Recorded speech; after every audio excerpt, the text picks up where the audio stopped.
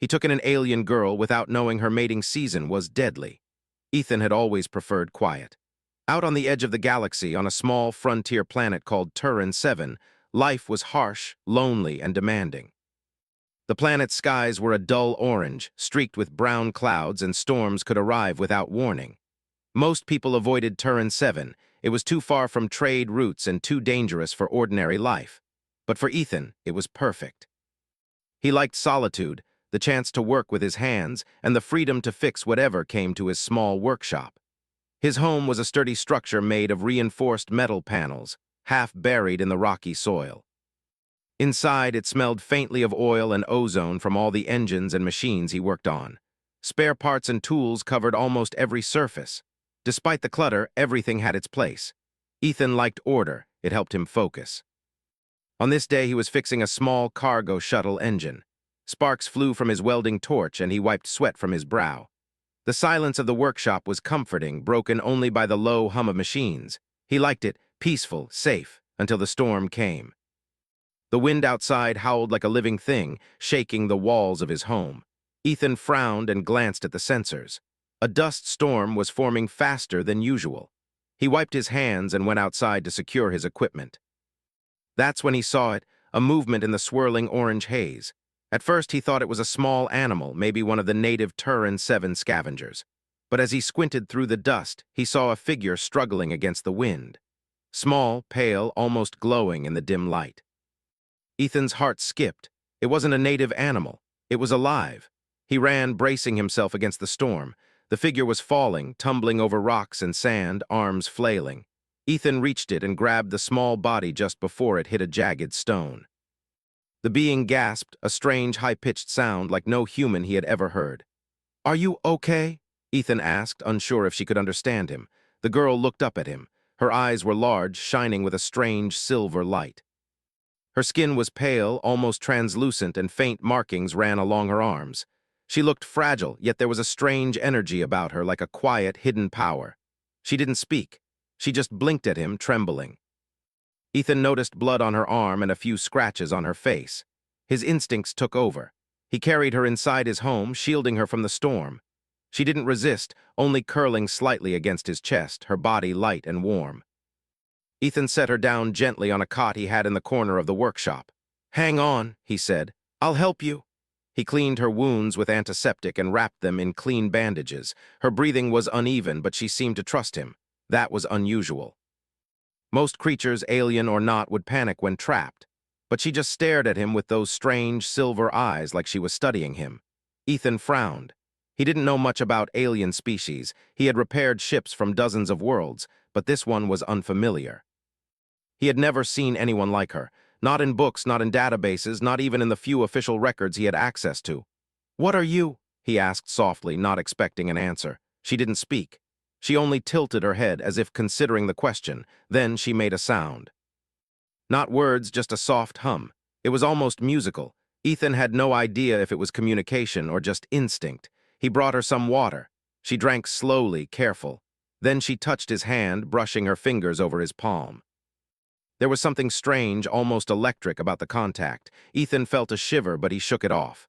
"It's okay," he said. "You're safe here, you're not alone." The girl nodded slightly, her eyes never leaving his.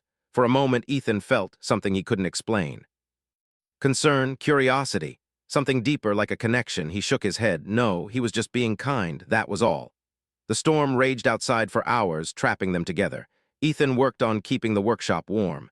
He offered her food, simple rations, which she accepted. Her taste was different. She seemed to prefer raw fruits and plants that Ethan didn't even recognize. But she ate, slowly, carefully, as if she had been starving for days. As night fell, the girl finally spoke, not in words, but in a series of soft whistles and clicks. Ethan listened, trying to make sense of it. Then slowly he realized she was naming things, the fire, the walls, even him. It was like her own language, but she was trying to teach him. He laughed softly. "I don't think I'm smart enough for your language, but I'll try." She tilted her head, then made a sound that could almost be considered a laugh.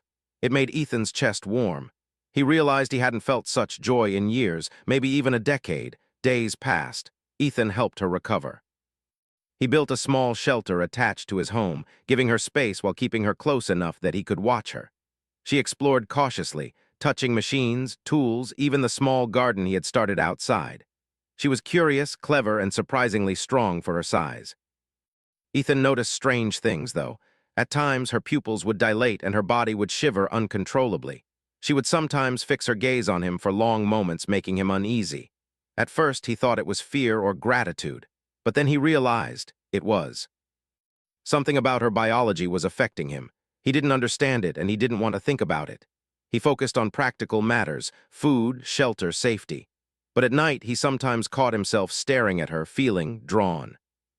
A pull he didn't recognize, not fully human. He ignored it. He had survived here this long without losing his mind to anything. He could handle it. One evening, a warning came unexpectedly. A hovercraft landed nearby, kicking up dust. A man in a lab coat emerged. His face was human, but his eyes were sharp and cautious. "Ethan Kane?" the man asked. "I'm Dr. Var, a xenobiologist. I need to talk to you about the alien you found." Ethan frowned. "I don't know why you care. She's safe. That's all that matters, Doctor." Var's expression darkened. "Safe? Do you understand what you've brought into your home? That species, it's extremely dangerous, deadly if their mating instincts activate, even a human in close contact." He stopped, grimacing. Ethan felt a cold chill. Mating instincts. "You mean she's dangerous?" Dr. Var nodded. "Her species' mating season is lethal. Uncontrolled, it can overwhelm a human physically and mentally. You don't know what you're dealing with." Ethan's jaw tightened. He looked at Lyria, who was quietly watching from her corner. She seemed calm, almost oblivious to the conversation. But now he noticed the faint glow of her markings. It pulsed faintly, rhythmically, almost like a heartbeat, but not hers. He swallowed hard. I didn't know."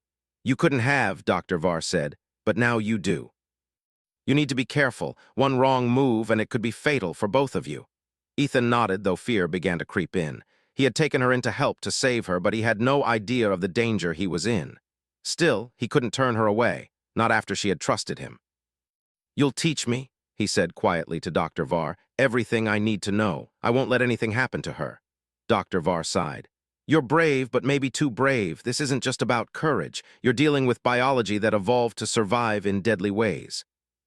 If you misstep," he shook his head, "be very careful." That night, Ethan watched Lyria sleep. She was so small, so fragile, and yet so strong in ways he couldn't understand. He felt a strange connection, something pulling at him. He shook his head, trying to focus on the practical. He had to learn her species, protect her, and survive.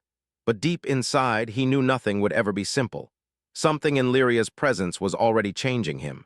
Something dangerous, something he didn't understand. And yet he could not imagine turning back. The frontier was dangerous, storms were deadly, predators were real. But this was something else entirely. Ethan had taken her in to save her life, but he had no idea how close he had come to putting his own life in her hands. And as the first signs of her mating season pulsed through her body, invisible but undeniable, the real danger had only just begun. The morning after Dr. Var's warning, Ethan woke before the sun even touched Turin's 7 orange horizon. The storm had passed, leaving a cold, dusty calm in its wake. He rubbed his eyes and glanced across the small cot where Lyria slept. Her silver eyes were closed and her breathing was steady. At first glance, she seemed as fragile as ever, but Ethan knew better. He had felt the strange pull in her presence last night. Something unseen, something biological was stirring. He could almost sense it, an invisible energy brushing at his nerves, making his pulse quicken without reason. Ethan shook his head. Focus, he told himself. She was hurt, she was stranded, she needed help. That was all. Ignore the rest. He got up and went to the workshop to check on the shuttle engine he had been repairing. Sparks flew as he welded a broken panel, yet even as he worked, he could feel her eyes on him. She had moved from her cot to the doorway, standing quietly, watching him. Ethan paused and looked up. "Are you hungry?" he asked. Lyria tilted her head. She didn't answer in words, of course. She made a soft hum, then stepped closer. Her steps were careful, deliberate, almost silent. Ethan felt that pull again, subtle but undeniable. He frowned. It's just instinct, he told himself. But instinct of what? He had no idea. He set out a tray of food, fruits, water, and a few nutrient packs. Lyria sniffed the items carefully, then began to eat slowly. Ethan sat a short distance away, pretending to focus on his work, but really observing her. There was something graceful in the way she moved, almost hypnotic. He shook his head again. It's just recovery. She's weak. That's all. By midday, Ethan began to notice small changes in her behavior. Lyria had been playful yesterday, exploring the corners of the workshop, touching the tools, even experimenting with the small garden outside. But today, she moved differently. Her gestures were sharper, faster, and her gaze lingered on Ethan in an odd, intense way. Then it happened. Ethan bent to pick up a fallen wrench, and Lyria stepped closer, almost brushing him. He felt a sudden warmth surge through his chest, and his vision blurred for a fraction of a second. His hands trembled. It wasn't fear. It wasn't exhaustion. Something inside him had reacted to her touch. He stumbled slightly, catching himself on the edge of the workbench. Lyria froze, her large silver eyes widening. Ethan blinked, trying to shake off the sensation. What was that? He realized slowly with a rising panic that her presence, her very proximity, was triggering an unusual physical response in him. He remembered Dr. Var's words, their mating instincts can overwhelm a human physically and mentally. Ethan's heart raced, so it's already starting. That evening, he decided to confront the issue directly. He approached Lyria carefully. I need to know something, he said. Are you in some mating season? Lyria blinked, then made a soft whistling sound. Ethan could not understand it, but it sounded urgent, almost pleading. She stepped back, curling slightly, her body tensing. Ethan's stomach knotted. I'm not going to hurt you, he said. But you need to understand, I could be in danger too. I don't know how to handle this. She tilted her head, considering him, then let out another low hum. Ethan sighed. He didn't expect an answer. He didn't fully understand what he was dealing with, and that scared him more than anything. He retreated to his workbench, rubbing his temples. The truth was settling in. Lyria's mating season had begun, and he was completely unprepared. Over the next few days, the danger became undeniable. It started small. A strange warmth when she entered a room. A subtle pull in his mind whenever she looked at him. Surges of adrenaline when she touched even a single fingertip to his arm. At first, he thought he was imagining it, but the effects grew stronger, harder to ignore. He couldn't focus for long periods. His sleep became restless, and he found himself staring at her, drawn against his will. One afternoon, while checking a small power generator, he noticed his hands trembling uncontrollably. Sparks flew, and a small arc struck the floor near his feet. He jumped back, heart pounding. Lyria gasped, her soft hum turning into a sharp whistle. Her body glowed faintly, markings pulsing rhythmically. Ethan froze. He realized she hadn't even touched him this time. Just being near her, it was enough to trigger his reaction. He stepped back, breathing hard. I can't survive like this, he thought. Something has to change. That night, he consulted Dr. Var over a secure comm link. Dr. Var, it's happening, Ethan said, voice tight. The effects, they're real. Even without contact, I feel something I can't control. What do I do, doctor? Var's face appeared on the screen, shadowed and serious. You need to keep distance, Ethan. If her mating instincts fully engage, your body could literally be overwhelmed. Do not underestimate this. Keep barriers, separate rooms, anything. Ethan rubbed his forehead. Barriers won't stop her instincts. She's already responding to me. Dr. Var frowned. Then you'll need to educate yourself, learn her biology, her triggers. You'll have to recognize signs before they escalate. And Ethan, if it comes to it, you must be ready to defend yourself without harming her. This is about survival for both of you. Ethan nodded slowly. The responsibility weighed heavily. He had taken her in out of compassion. Now it was a life-and-death situation, and he had no idea how to survive it. The following day, the first real test came. Ethan was repairing a small rover when he noticed Lyria hovering nearby. Her eyes shone brighter than usual. Her tail-like appendage twitched nervously. He froze, not now, not while I'm working. Before he could react, she stepped closer. The air around her shimmered faintly. Ethan's pulse spiked. He felt a violent surge of energy coursing through him, muscles tightening uncontrollably. His hands gripped the rover, sparks flying. He had to sit down to avoid falling. Lyria tilted her head, seemingly curious but unaware of the danger she posed. Her instincts were beyond reason. They were pure biology, driving her actions without thought. Ethan realized that he could not rely on her awareness to protect himself. He backed away slowly, breathing heavily. Lyria, please stay there, he said, though his voice was shaky. She tilted her head again, then hums a soft, melodic note. It was not threatening, but it was enough. Ethan's vision blurred again. His mind felt fuzzy, emotions raw and unfiltered. He realized then that Dr. Var had been right. Her presence was lethal if not managed carefully. Over the next week, Ethan tried everything. He built partial barriers in his home, tried to keep physical distance, and even used makeshift masks to block her pheromones. Lyria seemed confused by the changes but did not resist. She remained curious, intelligent, and gentle, but every day the invisible pull grew stronger. Ethan noticed something else. The local wildlife, normally cautious, began reacting to Lyria. Small scavengers kept their distance, predators circled the perimeter, and even the wind seemed charged. It was as if the planet itself could sense her presence. She's changing everything, Ethan thought, even nature. One evening, Lyria approached him again, silently. He froze, remembering the last surge of energy. But this time, something different happened. She stopped a few feet away, eyes locked on his. Instead of curiosity or instinct-driven movements, she seemed deliberate. A conscious awareness flickered in her gaze. Ethan's heart raced.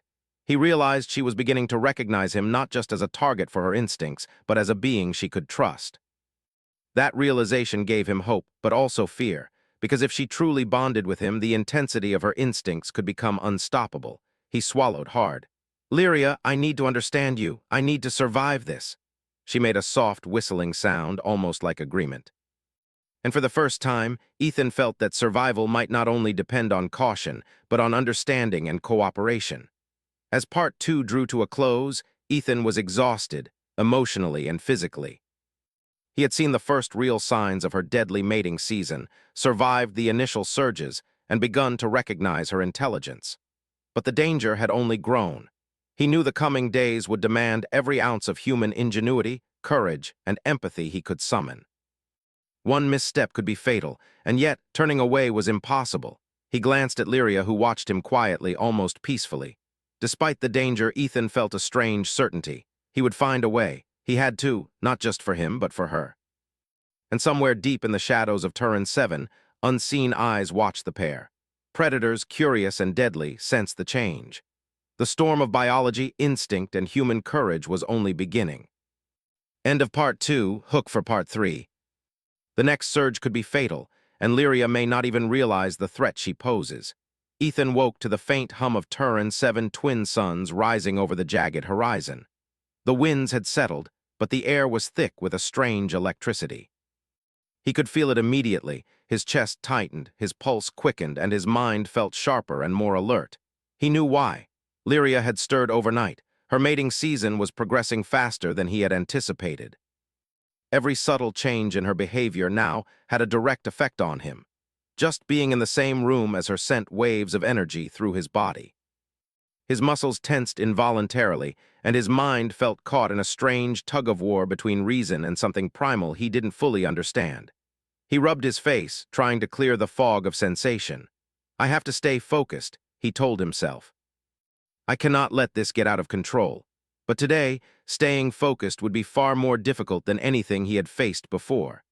The first incident happened while Ethan was repairing the small hydroponics system in his workshop.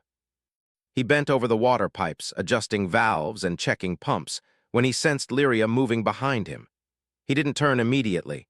He had learned that sudden movements could trigger more intense reactions. Then a soft hum reached his ears, low and musical, vibrating through the air. It was her. He froze. A warmth spread through his chest and his hands tingled. His vision narrowed. The valves slipped from his grip and water sprayed across the floor. Steam hissed from the broken pipes.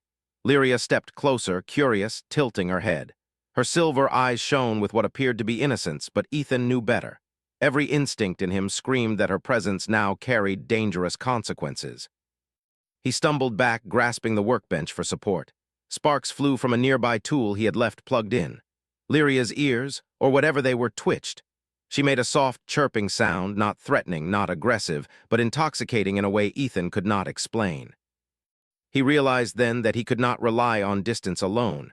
The surge she triggered in him was invisible, unstoppable without precise precautions. By mid-morning, Ethan had decided on a new approach. He needed to study her biology as much as possible, even if it meant putting himself at risk. He recalled Dr. Var's warnings. Understanding the triggers is the only way to survive. Ethan began taking careful notes. He observed her movements, her breathing patterns, her reactions to light, temperature, and sound. He tried speaking to her in calm, soft tones, hoping to establish some mental connection, a way to keep her instincts from overwhelming him. At first, Lyria seemed confused. She circled the room slowly, touching objects lightly with her fingers. She occasionally stopped, watching him with those intense silver eyes. Each glance sent a shiver down his spine, yet through observation he began to notice patterns. When she was calm, her markings glowed faintly. When she was excited or agitated, they pulsed faster. Loud noises or sudden movements triggered stronger pulses. Most importantly, proximity amplified her effects on him. Ethan made a mental note. Controlling the environment might be his only immediate defense. Walls, barriers, distance, these were now survival tools. The first real confrontation came unexpectedly. Ethan had spent the morning adjusting a small temperature regulator in the workshop. Lyria wandered in silently, as she often did. But today, her behavior was different. She lingered near the doorway, her body tense. Her markings pulsed a soft pink light, unusual for her calm demeanor. Before Ethan could react, she stepped closer, brushing against the edge of a metal panel. The effect was immediate. His heart raced uncontrollably, his breathing caught in his throat, and his vision narrowed as if someone had dimmed the edges of the world. "Lyria, wait!" he gasped, stumbling backward, but she did not understand. She had no intention of harming him. Her instincts were simply reacting to proximity, and biology had no morality. Ethan's body surged with adrenaline. He felt muscles tense beyond his control. The air seemed to vibrate with energy. Sparks from the tools flew into the room, narrowly missing his hands. He fell back, hitting a workbench. Pain shot through his side, but his mind was sharp enough to recognize the danger. "I must separate us," he thought. He grabbed a nearby curtain and threw it between them. Lyria froze, tilting her head. The pulse slowed slightly. It was not a solution, but it bought him precious seconds to recover. Ethan breathed heavily, his body trembling. He realized with cold clarity that her mating instincts were now fully active. Any accidental contact could be fatal, and yet she did not mean to harm him. Over the next few days, Ethan implemented strict routines. He built partial barriers, adjusted ventilation to redirect pheromones, and created signal systems to communicate without direct eye contact. Lyria adapted quickly, seemingly understanding the need to maintain distance. But the tension in the air was constant. Every sound, every movement, every glance could spark another surge. One evening he noticed a new development. Lyria's glow shifted in color, soft pinks and faint purples, but her eyes, those silver eyes, now held a conscious intelligence. She seemed aware of the effect she had on him and was beginning to regulate her instincts, perhaps instinctively learning from his responses. Ethan's chest tightened with relief and fear. She can learn, but can I survive long enough for her to fully control herself? Nature itself became a new threat. Small predators, scavengers, even larger creatures that usually avoided human settlements were drawn to her. They reacted to her pheromones, her energy. One morning, Ethan found claw marks near his workshop door and paw prints in the dirt outside. A small predator had circled his home during the night, watching. He realized that Lyria's presence was not only dangerous to him, but also altering the local ecosystem. Her mating season sent signals through the air, attracting every predator in the vicinity. Ethan's mind raced. If this continues, one day a predator will break through. I need to protect her and myself. He reinforced the doors, installed alarms using old sensors, and prepared traps. For the first time, survival meant more than protecting one's own life. It meant anticipating the instincts of a creature he barely understood and the unpredictable wildlife of Turin 7. Then came the moment that truly tested his resolve. Ethan had gone to check a small energy generator when he heard it, a low growl outside. He froze. The glow from Lyria's markings pulsed intensely, signaling heightened instincts. Through the window, he saw a large predator, a native Turin 7 carnivore, approaching the home. Its eyes glowed faintly, reflecting her energy. His heart pounded. If the creature entered, Lyria would be in immediate danger, and his ability to defend her while controlling the effect of her instincts could be compromised. Ethan grabbed a makeshift weapon, a reinforced pipe, and braced himself. He had to fight, but carefully. Any sudden movement toward Lyria could trigger another surge, endangering him further. The creature lunged at the reinforced door. Ethan reacted quickly, striking a panel to divert it. Sparks flew, and the predator yelped, retreating momentarily. Lyria whimpered softly but remained in the corner, watching. Ethan realized something crucial. He could not simply react. He had to anticipate, plan, and use his ingenuity to survive. Every instinct, every movement had to be precise. For hours, Ethan fought off the predator with traps, barriers, and careful strikes. Each time he moved, he felt the pull from Lyria intensify, forcing him to breathe deeply and control his body. He realized that brute force alone would not save them. Survival depended on human cleverness, adaptation, and calm under pressure. Finally, after what seemed like an eternity, the predator retreated into the wilderness. Ethan collapsed, exhausted, leaning against the wall. Lyria approached slowly, her glowing markings softening. She brushed against his arm lightly, almost tentatively, carefully. This time, the surge he felt was minimal. Ethan realized with relief that she was learning. Somehow, instinctively, she understood that she needed to control her effects. And he had survived. That night, Ethan and Lyria sat in the small workshop, the air thick with tension and the remnants of adrenaline. He studied her, taking careful notes on her behavior, her reactions, and the patterns he could observe. He spoke softly. "We survived today together. But I need you to understand something. This energy you have, it can kill me if we're not careful. You have to control it. Please try." Lyria tilted her head and made a soft, melodic hum. She pressed her hand lightly against the workbench near his. Ethan felt a faint pulse, not dangerous, controlled. She was trying. For the first time, he felt hope.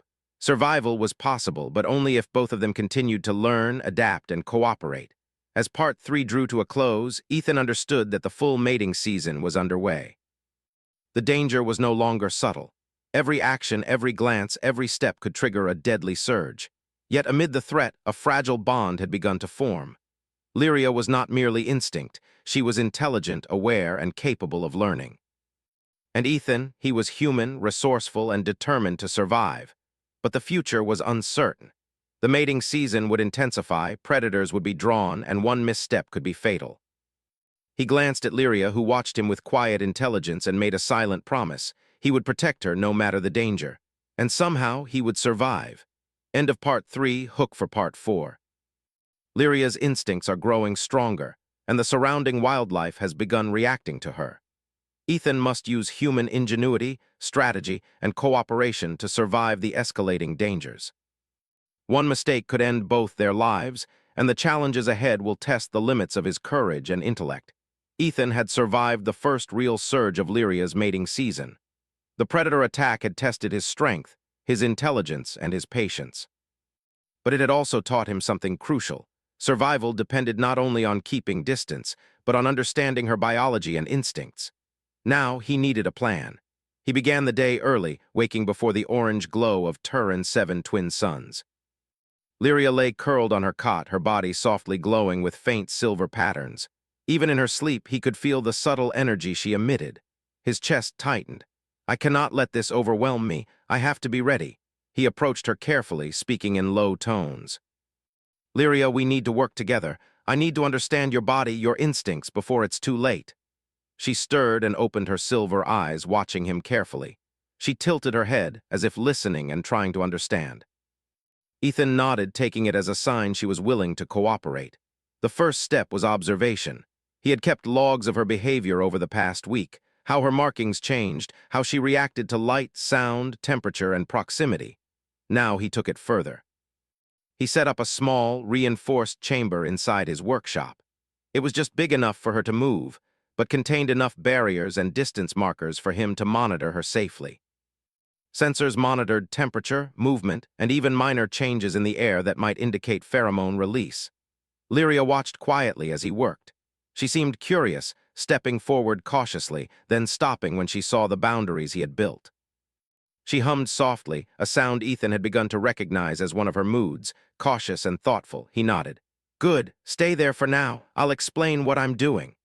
Using his tools, Ethan created a small device to monitor the fluctuations in her energy pulses.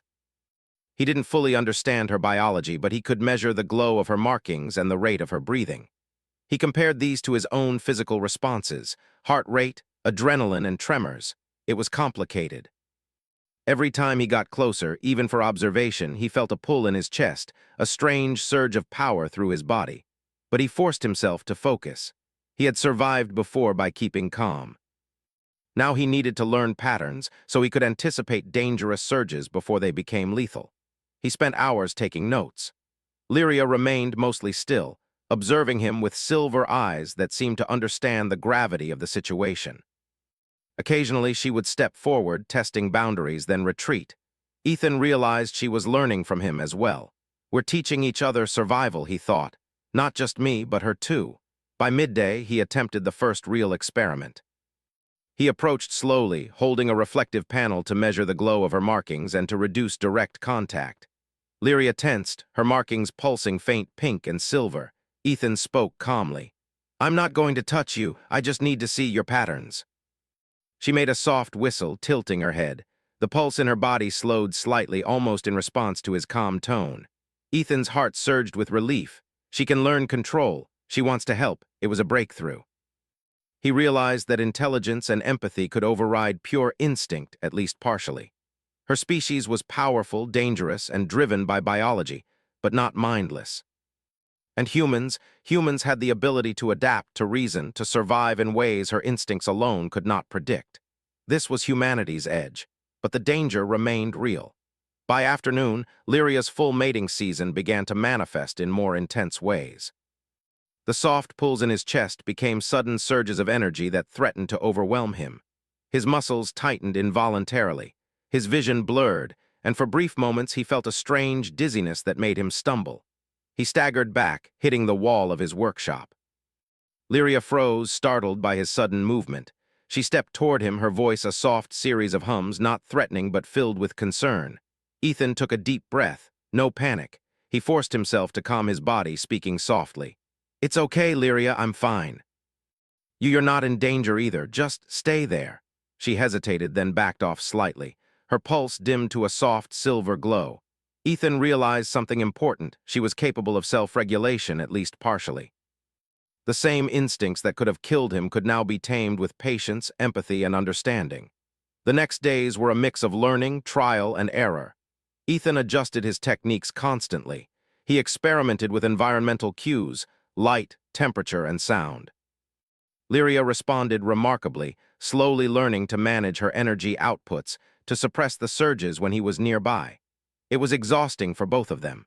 Ethan's body ached from the subtle but persistent surges he experienced. Lyria's body glowed and pulsed as she concentrated on controlling her instincts. Yet, through it all, a bond grew. Lyria began to watch him carefully, imitating small gestures, following instructions, and even showing signs of trust. Ethan, in turn, began to understand her not just as a dangerous alien, but as a being with intelligence, emotion, and the capacity for learning. One evening, after a long day of observation, Ethan and Lyria sat in the small, quiet workshop. The air was calm, the tension of the day dissipated. He spoke softly. "Lyria, you're learning fast. I didn't think it was possible, but you are. I'm proud of you." She tilted her head and made a soft, melodic hum. Her glow dimmed to a gentle silver. She approached slowly, testing her boundaries, then placed a small hand on his arm. This time, the pulse he felt was minimal, controlled, safe. Ethan smiled, though he felt a wave of exhaustion. "Good, that's enough for today. Rest now." She nodded, curling in her cot. For the first time, he felt real hope. The danger was still present, but they had survived the initial surges. They were learning to coexist. But Turin 7 had its own challenges. The wildlife had not forgotten her presence. Small predators circled their home more frequently. One morning, Ethan discovered claw marks along the reinforced walls of his workshop. Another creature had approached, testing the barriers. Ethan's mind raced. Her mating season is still ongoing. I cannot let any predator breach these walls. He began fortifying the perimeter further, building traps, alarms, and barricades. Lyria watched him carefully, learning.